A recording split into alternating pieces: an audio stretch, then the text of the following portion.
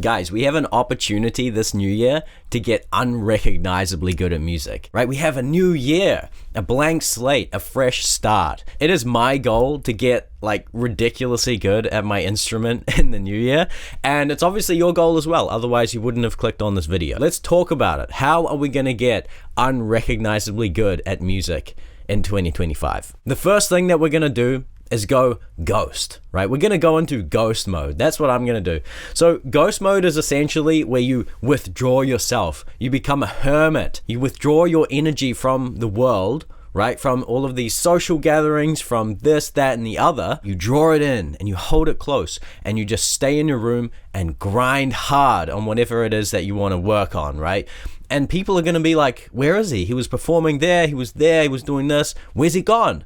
He's gone into his abode, right?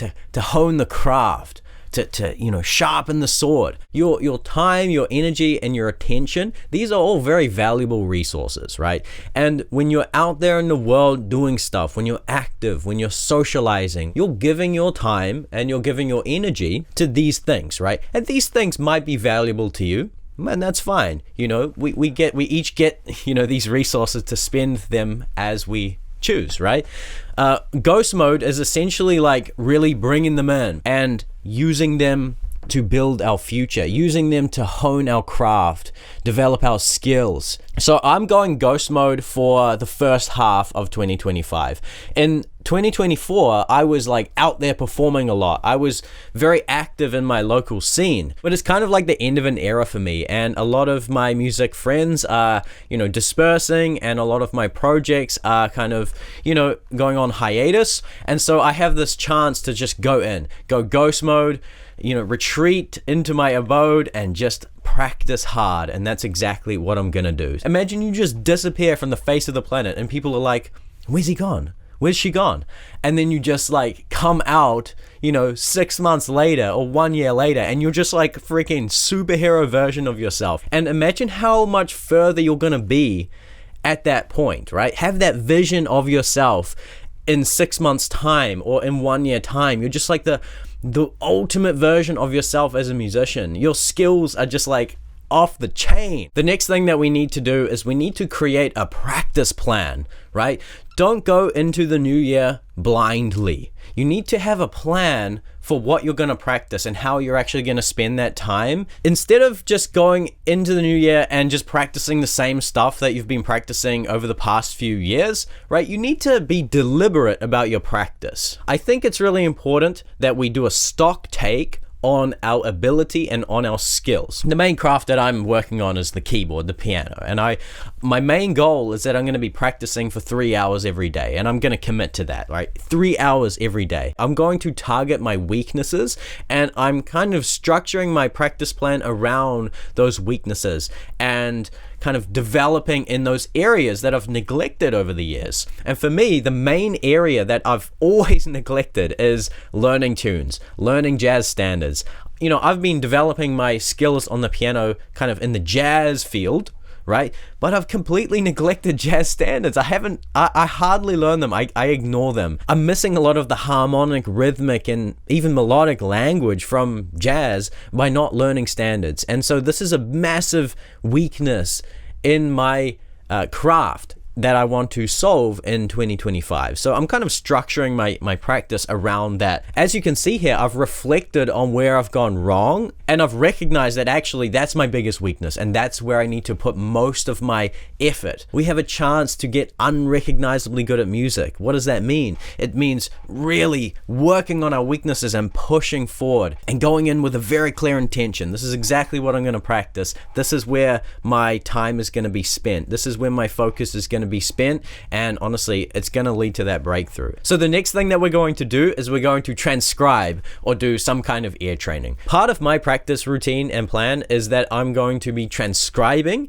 but transcribing very intentionally, right? Very deliberately. I've done a lot of transcribing over the years, learning solos from like Bill Evans, Oscar Peterson, some of my favorite pianists. I think that honestly, I wasted a lot of those transcriptions. When I say transcription here, I'm not talking about like writing it out. I'm mainly talking about, learning a solo by ear and being able to play it on the piano. I believed that transcribing was all about learning to play the notes. And as I've matured, I've actually realized that the notes are only just the beginning.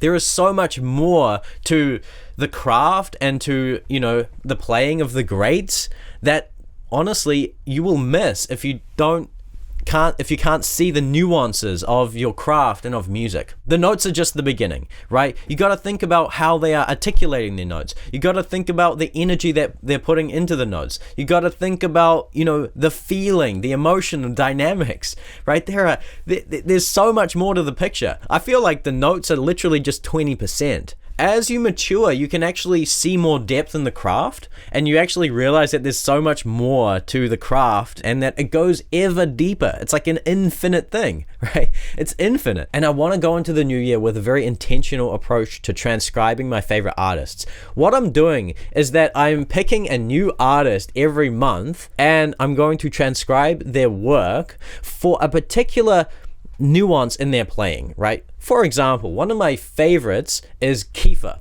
right? He's a keyboard player, he's a pianist, producer. I love his work. But one thing that I absolutely love about his playing is his time feel. He's got this incredible sense of pocket when he's, soloing on the piano. And I want to actually figure out how he's doing that, how he's achieving that sense of time feel and pocket, and I want to integrate that into my playing. Another artist that I absolutely love is Gene Harris. He's a jazz pianist, and there's something about his playing. It feels so good. It's hard to describe, but the way that I like to describe it is that he's putting something into his notes.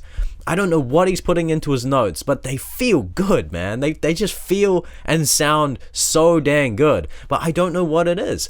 And I want to uncover that. I want to discover the secret of his playing. So that's kind of my plan for transcribing in the new year. Transcribing is great in the sense that you're doing ear training, okay? So even if you're not going to transcribe solos or anything like that, definitely do some kind of ear training. Develop your ear. That's like the most powerful skill that we have as musicians, right? And if you're a producer or a composer, you can still transcribe, right? So listen to your favorite music, listen to your favorite artists, and maybe you could transcribe the sounds that they're using or try to recreate the feeling in their music. For example, if you love like Kaytranada, right? He's got a very distinct sound, a unique sound. Try to figure out how he's achieving that sound. Try to transcribe it. The next thing that we're going to do is we are going to practice hard.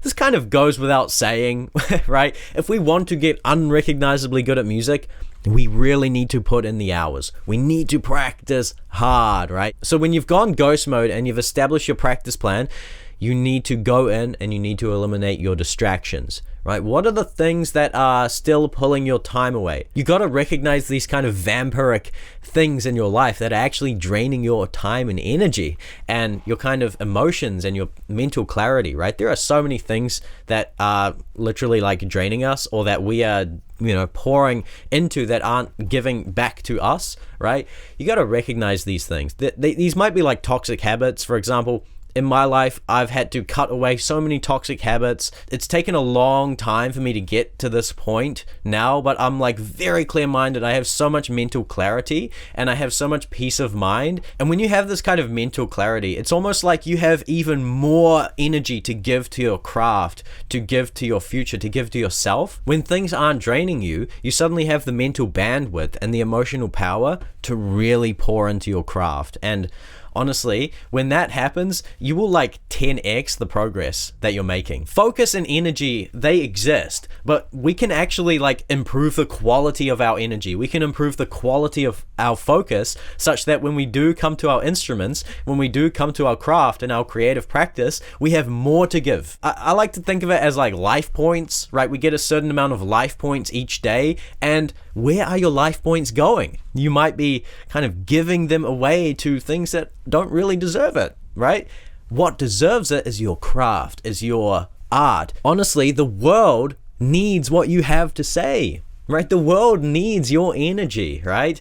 But if you're giving it away to X, Y, and Z, then we're gonna miss out. I want to know what you have to say, right? Everybody wants to hear your music and your excellence. We want to see your excellence, right? But you have to find that within yourself, and you have to pour that into your craft, into your music. The next thing that we need to do is we need to actually apply our skills, right? So we're working on the craft, we're learning all of these new things, we're practicing hard. In my understanding of it, that's almost just like 50% of the picture. Right? If you want to really materialize these things, you want to actually integrate them into your playing, you need to have some kind of output, right? You need to have some kind of performance, some kind of creative practice, right? Some music that you're creating, some live jam session that you're attending, or something like this, right?